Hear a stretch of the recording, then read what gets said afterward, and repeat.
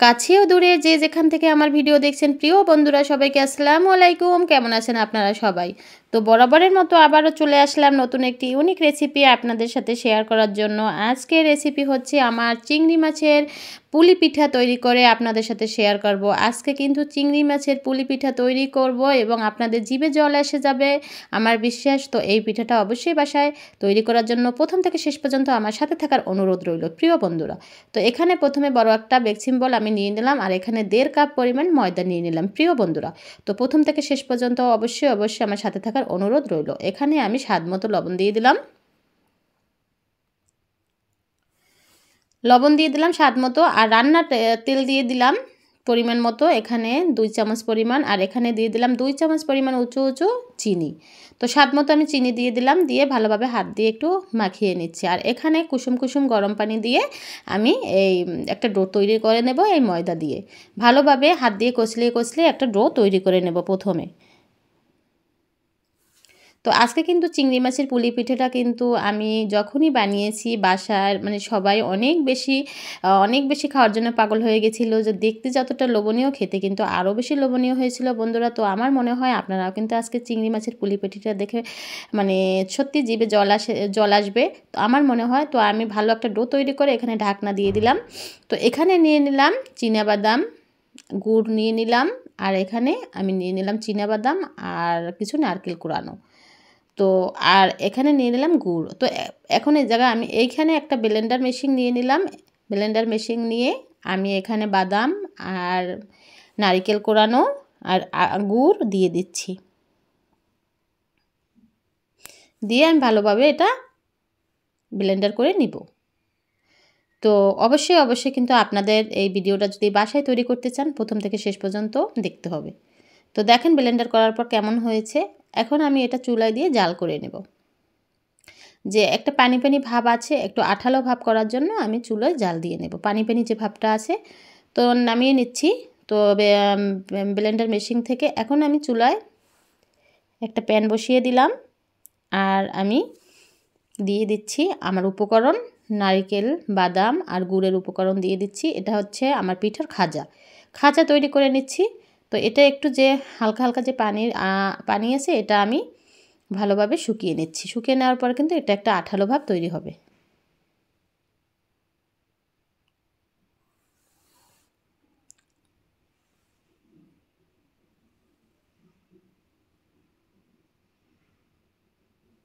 তো দেখেন আমার এটা ভালোভাবে ভেজে নিচ্ছি। তো যারা আমাকে সুন্দর সুন্দর কমেন্ট করেন আমার ভিডিও দেখে, সবাইকে অসংখ্য ধন্যবাদ। আর যারা আমার ভিডিও দেখে কোনো কমেন্ট করেন না বা আমার পাশে নেই, তো প্লিজ আমার পাশে থাকার অনুরোধ রইল। তো আমার খাজাটা তৈরি করা হয়ে গেল, ঠান্ডা করে নিলাম। আমি এখন ঢাকনা উঠিয়ে নিলাম, ভালোভাবে ডোটা হাত দিয়ে আরেকটু মাখিয়ে নিচ্ছি বন্ধুরা। আমার ডোটা কিন্তু অনেক বেশি সফট হয়ে গেছে। বড় একটা প্লেটে নিলাম, নিয়ে হাত দিয়ে ভালোভাবে আবার একটু কষলিয়ে মাখিয়ে নিচ্ছি ডোটা আরও বেশি সফট হওয়ার জন্য। তো দেখেন একটা ছুরির সাহায্যে ভালোভাবে এগুলো আমি কেটে নিচ্ছি সুন্দরভাবে। তো এই ছোট আমি একটা ডো তৈরি করব আলাদা আলাদা চিংড়ি মাছ তৈরি করার জন্য। তো আমি চিংড়ি মাছটা কীভাবে তৈরি করি প্রিয় বন্ধুরা, আমি একদম আপনাদের সুন্দরভাবে পারফেক্টলিভাবে দেখিয়ে দিচ্ছি যে কতটা সহজভাবে ময়দার ডো দিয়ে চিংড়ি মাছ তৈরি করা যায়। প্রথমে আমি লম্বা করে দেখেন লম্বাটে একটা রোলের মতো করে নিলাম। এখন বেলে লম্বা করে নেব। দেখেন একটা বেলুনের সাহায্যে লম্বা করে নিলাম, আর একটু চ্যাপ্টা করে নিচ্ছি। লম্বা করে বেলে একটু চ্যাপ্টা করে নিলাম। এভাবে সাইজটা করে নিতে হবে চিংড়ি মাছ তৈরি করার জন্য। এখন একটা চামচের সাহায্যে উপর থেকে ভালোভাবে একটা শেপ দিয়ে দিলাম, কেটে দিচ্ছি এভাবে সুন্দর করে। চিংড়ি মাছের উপরে যে কাটা একটা ভাব থাকে সেটা আমি করে নিলাম। এখন উল্টিয়ে নিলাম, উল্টিয়ে নিয়ে এখন আমি যে খাজা তৈরি করেছি খাজাটা একটু লম্বাটে করে উপর থেকে আমি মাছ বরাবর দিয়ে দিচ্ছি, দিয়ে এরকম ভাঁজ দিয়ে দিলাম। এরকম ভাঁজ দিয়ে পাশ থেকে চ্যাপ্টা করে নিলাম, মিশিয়ে দিচ্ছি এরকম। আর নিচ থেকে আমি লেস তৈরি করলাম, লেসটা ভালোভাবে চেপটা করে দিলাম, আর পাশ থেকে আঙ্গুল দিয়ে ভালোভাবে চ্যাপ্টা করে নিলাম। দেখেন আমার কিন্তু অর্ধেক পরিমাণ চিংড়ি মাছ হয়ে যাচ্ছে। এখন লেজের সাইডটা আমি দেখেন কি করতেছি, ছুরির সাহায্যে ভালোভাবে কেটে নিচ্ছি। আমি লেজ তৈরি করে নিচ্ছি চিংড়ি মাছের। এখন মাঝখান থেকে কেটে দিয়ে দিলাম, দুই পাশে একটু ঘুরিয়ে নিলাম। আর এখন চিংড়ি মাছের যে পাশ থেকে যে ছোঁচগুলো থাকে এগুলো সুন্দরভাবে আমি কেটে বানিয়ে নিচ্ছি। দেখেন নিচ থেকে ভালোভাবে কেটে নিচ্ছি।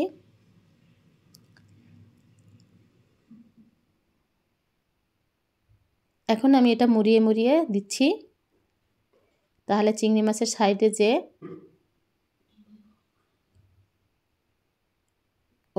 দেখেন চিংড়ি মাছটা কেমন হয়ে যাচ্ছে আমার। আমি চিংড়ি মাছটা তৈরি করে আপনাদের সাথে শেয়ার করলাম। আমি কীরকম বানিয়ে নিচ্ছি, মুড়িয়ে মুড়িয়ে দিলাম, দেখেন একটু ভাজ দিয়ে নিলাম। এখন আমি উপরে একটু পানি দিয়ে দিলাম, আর ওখানে কালো জিরে দিয়ে দিলাম চোখ বানানোর জন্য।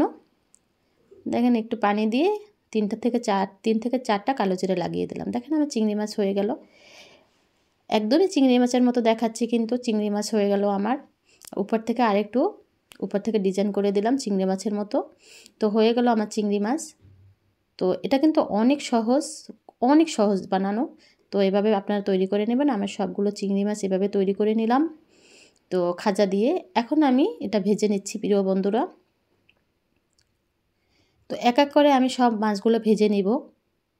চিংড়ি মাছের পুলি পিঠা তো খেতে কিন্তু অসম্ভব লোভনীয় হয়েছিল এই পিঠাটা।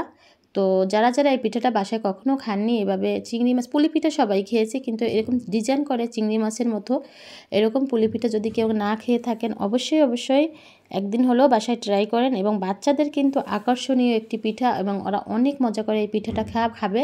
দেখতেই মনে হয় একটা চিংড়ি মাছ। তো অবশ্যই বাসায় একদিন ট্রাই করে বাচ্চাদের খেতে দিবেন, বাচ্চারা কিন্তু অনেক বেশি খুশি হবে। তো আমি এভাবে করে চিংড়ি মাছের পুলি পিঠা সবগুলোই পিঠাগুলো ভেজে নিচ্ছি প্রিয় বন্ধুরা।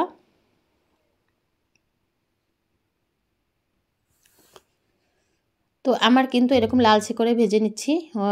তো লালচে করে ভেজে নিতে হবে, তাহলে একটু মুচমুচে হবে। তো এরকম করে আমি সমস্ত পিঠাগুলো ভেজে নিব প্রিয় বন্ধুরা। তো এই তো আমার পিঠাগুলো হয়ে গেল। তো এভাবে আমি সব পিঠাগুলো ভেজে নিলাম বন্ধুরা। তো এই তো হয়ে গেল আমার চিংড়ি মাছের পুলি পিঠা। দেখেন একদম চিংড়ি মাছের মতো আর মুচমুচে হয়েছে। তো যারা আমাকে সাপোর্ট করেছেন অসংখ্য ধন্যবাদ আমাকে সুন্দর সুন্দর কমেন্ট করার জন্য। আর যারা এখনও আমাকে সাপোর্ট করেনি, প্লিজ আজকের ভিডিওটি দেখে আমাকে সাপোর্ট করবেন। আর সবাই কিন্তু ভিডিও দেখার সময় লাইক দিতে ভুলে যান। প্লিজ বন্ধুরা আমাকে লাইক দিয়ে আমার ভিডিওতে একটা লাইক দিয়ে ভিডিও দেখা শুরু করবেন বন্ধুরা। আপনার কাছে আমার এই একটাই অনুরোধ। তো অবশ্যই আমার সাথে থাকেন, পাশে থাকেন, নতুন ভিডিও পেয়ে যাবেন। আর পাশে থাকা বেল বাটনটি অন করে দিবেন, সাপোর্ট করে সবাই ভিডিও পেয়ে যাবেন নতুন। সবাই ভালো থাকবেন। আজ এ পর্যন্ত, আল্লাহ হাফেজ।